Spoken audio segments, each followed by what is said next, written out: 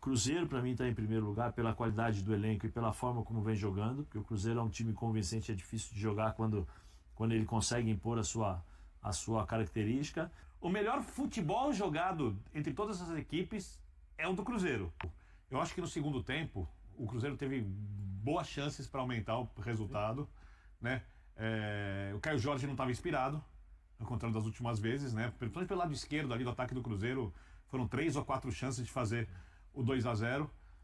Eu acho que ele permitiu que o CRB tocasse a bola numa região do campo, à frente, porque queria o contra-ataque, à frente da linha do meio campo, um pouco perigosa, porque quando você fica tocando a bola ali, você de repente acerta o cruzamento, uma bola desvia, uma bola sobra, etc. E foi exatamente o que aconteceu no lance do pênalti, né? O CRB pressionava do jeito que conseguia. Ao contrário do que os resultados mostram, esse time do CRB não é um time bobo. Esse time do CRB não faz uma grande campanha na segunda divisão, mas ele fica criando chances em tudo quanto é jogo, não consegue concluir as chances de gol. Ontem foi assim, quando criou suas melhores chances também, e toma gols bobos em contra-ataque. Ou seja, o futebol do time, o volume de jogo com bola, sugere resultados melhores na segunda divisão. Ou seja, não é um time bobo, mas o Cruzeiro, o que eu falei pro Vasco, vale pro Cruzeiro. Obrigação de se classificar. Time de segunda divisão, time com um orçamento muito inferior, o Cruzeiro num momento de estabilidade econômica por causa da SAF, quando a gente fala de salários, dessas questões, né, de um elenco forte. O importa é que se classificou, mas não foi o Cruzeiro que conseguiu uma arrancada no Campeonato Brasileiro, não foi o Cruzeiro na sua melhor versão. O primeiro jogo, o Cruzeiro teve muita dificuldade. Sim. O Cruzeiro é um time que tem muito mais dificuldade de jogar com bola do que sem bola ainda. Ele gosta mais de jogar o jogo direto. O Cruzeiro ganha esse jogo com 2 gols doados pelo adversário. São 2 doações. O goleiro falha no primeiro gol e o zagueiro não consegue dominar a bola na saída por baixo no segundo gol. E ainda toma uma caneta do Eduardo, né? Esse aí eu gosto. Esse aí o goleiro falha, que eu acho que é bom goleiro, hein? Eu acho bom goleiro. Sim. Mas falhou nessa lance. Quando falha, tem que falar que falhou. Não tem, você não tem meia palavra. Não, errou. Foi o zagueiro reserva. Matheus. O Segovia, né? Que errou no segundo lance. E o goleiro, o posicionamento dele, não é culpa dele, obviamente, mas ele deu o canto com muita facilidade. Ele não entendeu exatamente onde ele estava nessa jogada. Mas não é culpa dele, óbvio. Mas no segundo tempo, eles arriscaram muito, né? Eles colocaram o time para jogar, porque tinha que tentar fazer o gol, fazer o empate.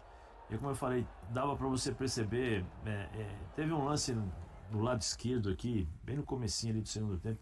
Eles demoraram quase 5 minutos para sair de um cantinho onde o time do Cruzeiro fazia pressão com 2 jogadores só.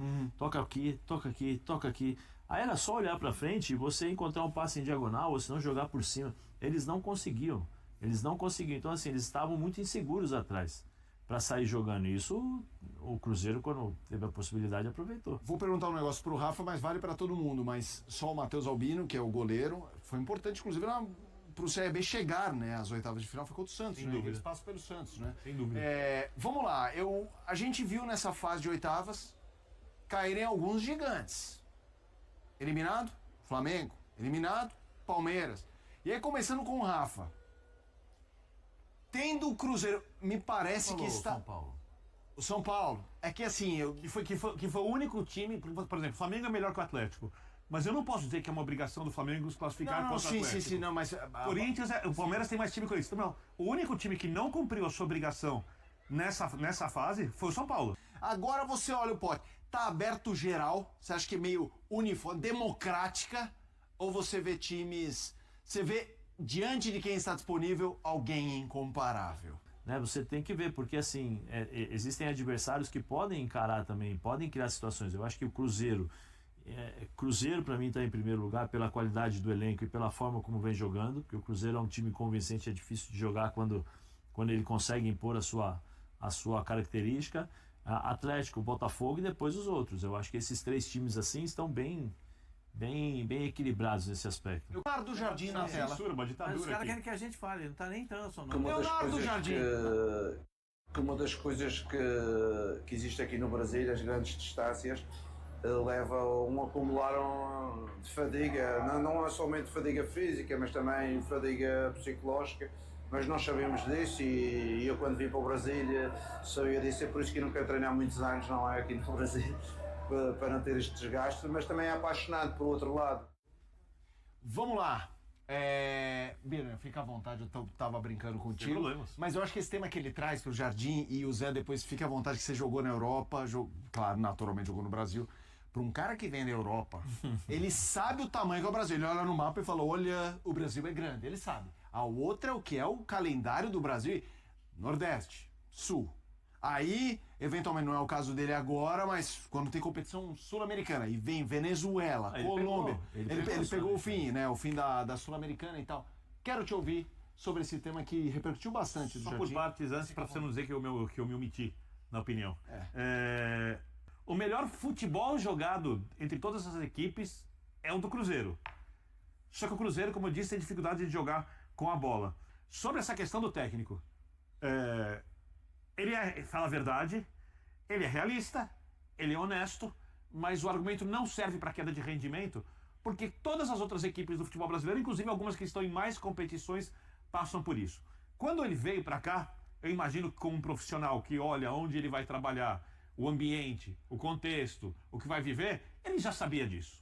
Né? Então ele está explicando algo que ele desconfia já sabia antes. O que pode acontecer, é muito normal entre nós seres humanos, muitas coisas ruins, e trabalhar no futebol brasileiro é uma coisa muito difícil, então vamos mudar para as coisas difíceis da vida, a gente sabe que são difíceis, mas a gente só sente quando elas estão na nossa pele. Então a gente pode ser solidário a questões muito sérias da sociedade, mas enquanto nós não vivemos isso, a gente sabe que elas são muito ruins, a gente imagina que elas são muito ruins, a gente pode senti-las, mas a gente só entende de verdade quando está na nossa rotina, infelizmente. E na rotina dele está lidar com um calendário pesado, com uma cobrança enorme, com perguntas sobre futebol que não tem muito a ver com a tática de jogo, que obviamente incomoda um técnico que quer falar do jogo, com viagens enormes. E ele, como assumiu ser técnico do Cruzeiro, uma grande equipe tradicional, camisa pesada, com grande investimento, vai ter que lidar com isso. Então eu respeito a explicação, mas obviamente ele vai ser cobrado pelos resultados, mesmo tendo razão. Mas ele falou, Zé, também não me vejo aqui muito tempo, mas ele não falou assim, direito dele. ele não falou condenando, ele falou não. atestando assim, Não, mas cara, é dele. muita viagem, dá pra entender um europeu sofrer assim, não, Zé? Não, mas e dá pra entender, não dá, Zé? Não, dá pra entender, é uma escolha dele. Outro dia eu tava vendo um documentário. É só uma coisa, é melhor que uma hora ele decida ir embora depois de fazer o trabalho dele bem feito no Cruzeiro, do que fica aqui reclamando de tudo.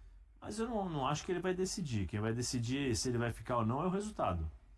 Não, mas vamos supor que ele ganhe tudo pelo Cruzeiro, ou que ele não ganhe.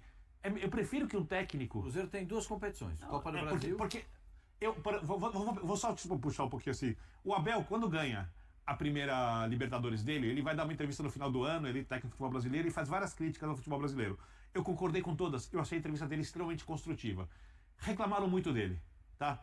E ele continuou fazendo críticas e tal. Chegou um momento em que as críticas não são mais ao futebol brasileiro, apesar de elas serem verdadeiras, são mais desabafos. Sim. Não passam a não ser mais construtivas e passam a justificar coisas que ele se incomodou, ele está irritado, ele descarrega em tudo e reclama de todo mundo, reclama de tudo, etc.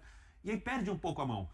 Se é para o técnico perder a mão e a crítica não for uma crítica construtiva e não mobilizar o clube para a crítica construtiva, porque quem vai mudar, quem vai votar lá são os presidentes de clubes, quem vai estar as reuniões, seu discurso é melhor que ele vai cuidar da vida dele. Seu discurso é lindo, Birner. Obrigado. Seu discurso é lindo, mas a realidade é outra. Eu sei. A realidade é o seguinte, quem decide isso daí é o resultado e a bufunfa.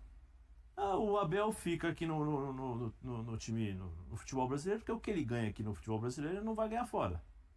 Então o que ele ganha muito bem.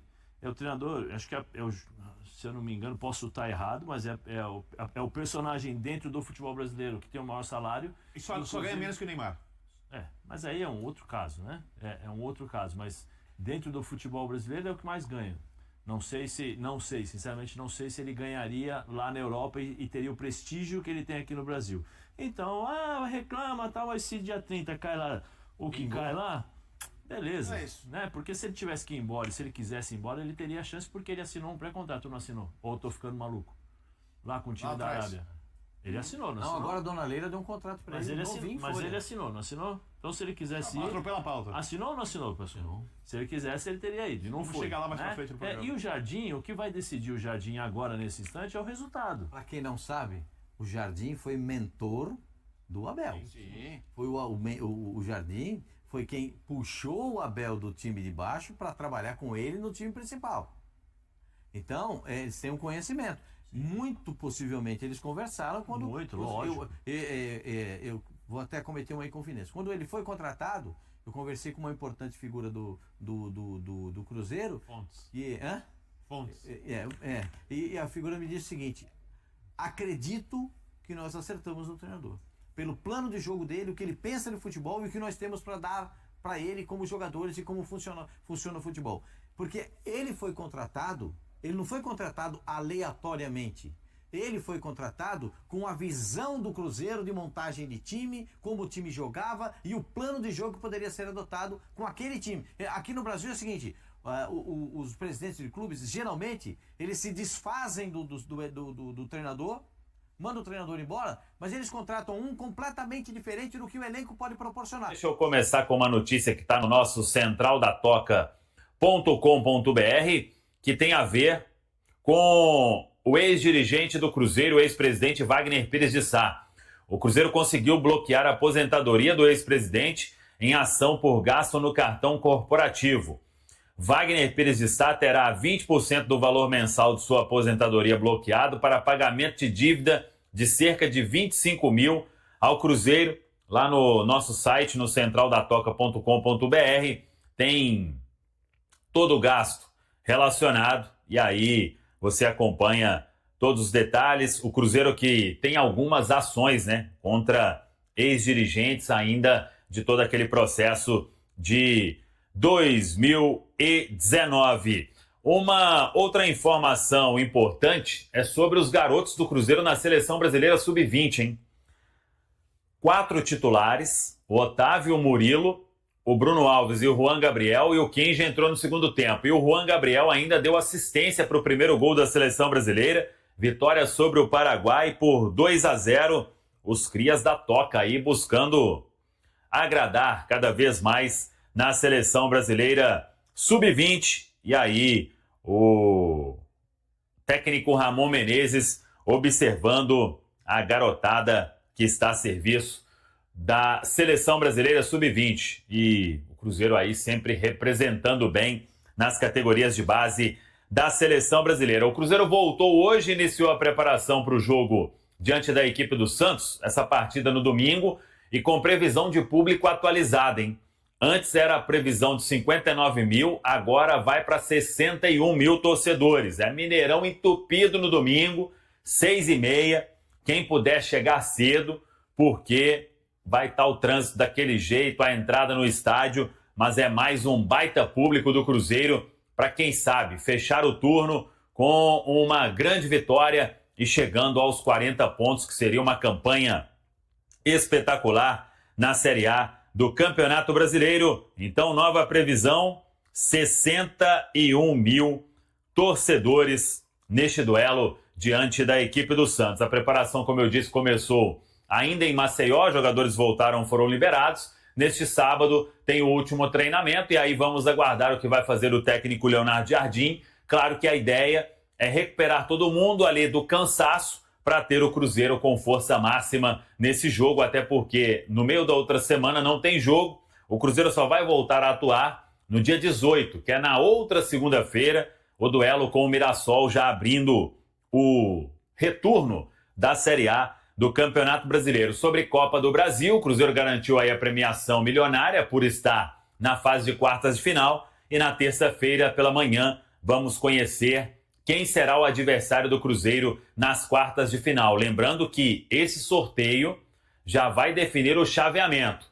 Passando para a semifinal, o adversário já vai estar estabelecido e aí vamos acompanhar como será este sorteio para a Copa do Brasil, fase de quartas de final. De informações de bastidores, Lautaro Dias, jogador, conversa com o Ceará e, se acertar salário, vai ser emprestado pelo Cruzeiro. O Cruzeiro mudou a rota nessa história, aceita um empréstimo entre Cruzeiro e Ceará. Não tem nenhum entrave, existe já um acordo de palavra.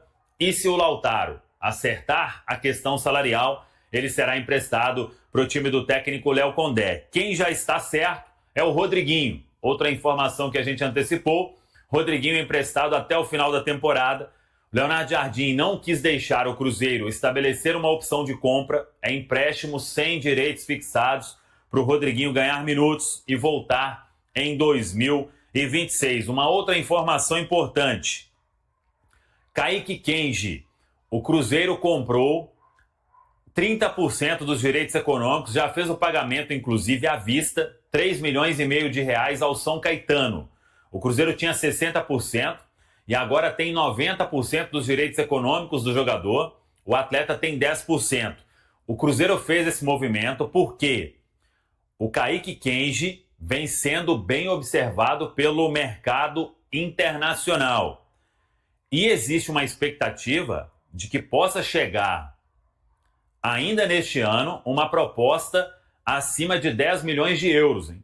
Não que o Cruzeiro vá negociar, mas o atleta vem recebendo aí consultas importantes do mercado e o Cruzeiro, já se precavendo de um assédio maior, garante quase que a totalidade dos direitos econômicos do atleta. Então o Kenji, que está na Seleção Brasileira Sub-20, agora com 90% dos direitos econômicos do Kaique, aí com o Cruzeiro 10% com o atleta. O Cruzeiro que continua aí no mercado, buscando reforçar o time, pensando na sequência da temporada. Após garantir sua classificação para as quartas de final da Copa do Brasil ao derrotar o CRB nesta quinta-feira, o Cruzeiro direciona sua atenção para o Campeonato Brasileiro. No próximo domingo, às 18h30, o Cabuloso enfrentará o Santos no Mineirão, em partida correspondente à 19ª rodada do torneio. Depois de quase 13 anos, o Cruzeiro terá a oportunidade de reencontrar Neymar.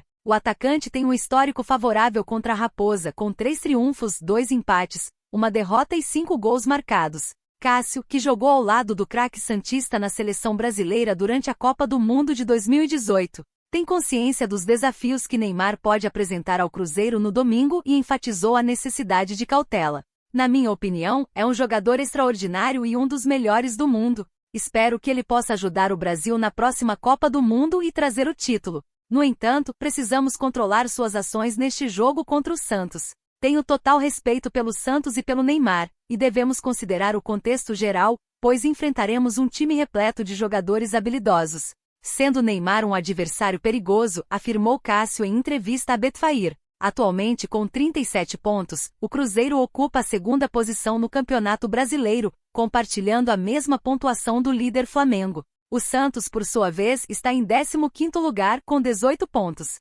Apesar da diferença, Cássio ressalta a importância de permanecer focado para alcançar a vitória. Precisamos nos impor em casa, tenho certeza de que será um jogo em que nossa torcida fará a diferença. O objetivo é realizar uma grande partida e buscar a vitória no nosso estádio, finalizou. E aí galera, o que acharam? Deixem suas opiniões nos comentários. Não se esqueçam de deixar o like, se inscrever no canal e ativar o sininho para receber as notificações. Até mais, Nação Celeste! Vamos pra frente!